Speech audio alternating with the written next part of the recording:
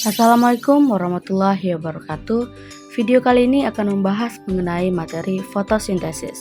Sebelum itu, perkenalkan kami dari kelompok Ultra Human yang beranggotakan Aku Ultra Cinta. ada Ultra Eri dan saya Ultra Zakiah. Ya, berikut penjelasannya. Anabolisme karbohidrat adalah metabolisme yang menyusun beberapa senyawa organik sederhana menjadi senyawa kimia kompleks. Anabolisme menggunakan energi cahaya dikenal dengan fotosintesis. Nah, fotosintesis itu apa sih? Fotosintesis itu adalah reaksi pembentukan makanan dari senyawa-senyawa sederhana menjadi senyawa organik kompleks dengan menggunakan energi cahaya. Nah, berikut reaksi kimia proses fotosintesis. Untuk lebih jelasnya ada pada slide berikut. Nah, selanjutnya adalah hal-hal yang mempengaruhi atau faktor-faktor yang mempengaruhi fotosintesis. Yang pertama, ada cahaya matahari. Intensitas cahaya matahari yang semakin rendah akan membuat semakin lambat proses fotosintesisnya karena energi yang diserap oleh tumbuhan tidaklah cukup. Panjang gelombang cahaya matahari juga memiliki spektrum warna yang berbeda-beda. Tetapi, klorofil akan lebih banyak menyerap warna merah dan biru dikarenakan panjang gelombang cahayanya sangatlah efektif. Nah, yang kedua adalah kadar karbon dioksida. Fotosintesis bisa berjalan meningkat seiring dengan naiknya kadar karbon dioksida di udara. Namun, karbon dioksida yang terlalu tinggi pun dapat meracuni atau menyebabkan stomata tertutup dan fotosintesis malah jadi terganggu. Selanjutnya ada suhu. Peningkatan suhu pada titik tertentu bisa saja meningkatkan laju fotosintesis. Tetapi, jika suhunya terlalu tinggi, maka proses metabolisme pada sel tumbuhan bisa terhambat. Selanjutnya ada air. Air sangat diperlukan oleh tumbuhan saat proses fotosintesis karena berguna untuk pembentukan karbohidrat. Apabila kekurangan air, maka proses fotosintesis pada tumbuhan akan jadi terganggu.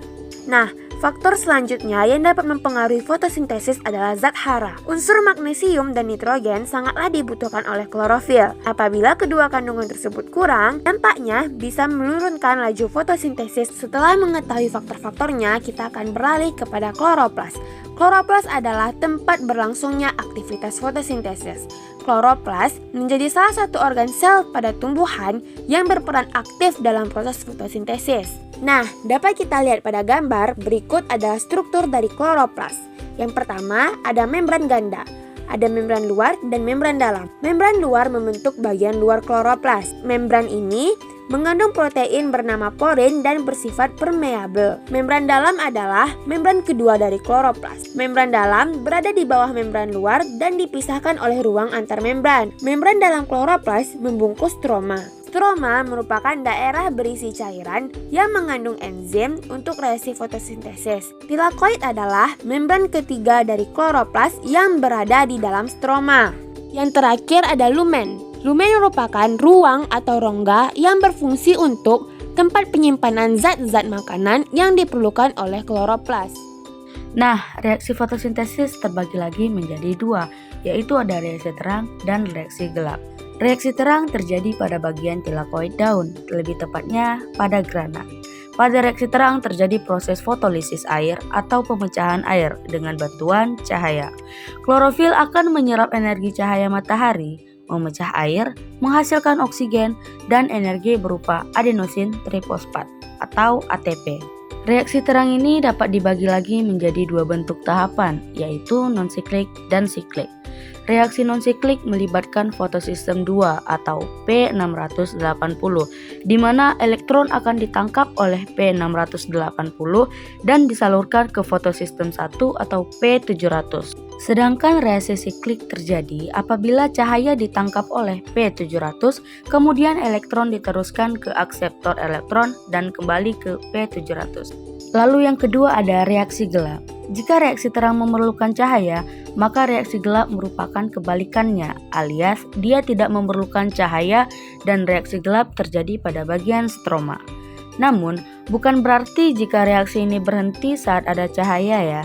Pada reaksi gelap, terjadi proses yang dinamakan siklus Calvin-Benson, yang merupakan reaksi lanjutan dari reaksi terang. Pada hakikatnya, siklus Calvin bertujuan untuk mengubah karbon dioksida menjadi bahan penyusun glukosa dan gliseraldehid trifosfat. Di situ terlihat jelas ada 3 tahapan, yaitu yang pertama ada fiksasi karbon atau pengikatan karbon dioksida. Yang kedua ada reduksi atau reduksi 3-fosfogliseraldehid menjadi G3P atau gliseraldehid trifosfat. Dan yang ketiga ada regenerasi atau pembentukan ribulosa bifosfat atau RUBP. Dan tentunya kedua reaksi tadi akan memiliki hasil yang berbeda. Yang pertama ada reaksi terang. Pada reaksi terang membutuhkan cahaya dan air sebagai bahan. Reaksi terang akan menghasilkan oksigen, dan pada reaksi gelap yang dibutuhkan adalah karbon dioksida. Karena reaksi gelap merupakan reaksi lanjutan, maka hasil dari reaksi gelap merupakan glukosa. Nah, jadi kesimpulannya, fotosintesis merupakan sebuah reaksi kimia yang merubah zat-zat sederhana menjadi zat kompleks berupa karbohidrat dan oksigen. Proses fotosintesis juga dipengaruhi oleh beberapa hal seperti suhu udara, karbon dioksida, intensitas cahaya matahari, dan zat-zat hara yang diterima oleh tumbuhan. Tetapi, hal tersebut harus seimbang karena jika tidak, proses fotosintesis akan menjadi lebih lama atau bahkan bisa terganggu. Sekian dulu video dari kami. Jika masih terdapat banyak kesalahan, mohon kritikan dan sarannya. Assalamualaikum warahmatullahi wabarakatuh.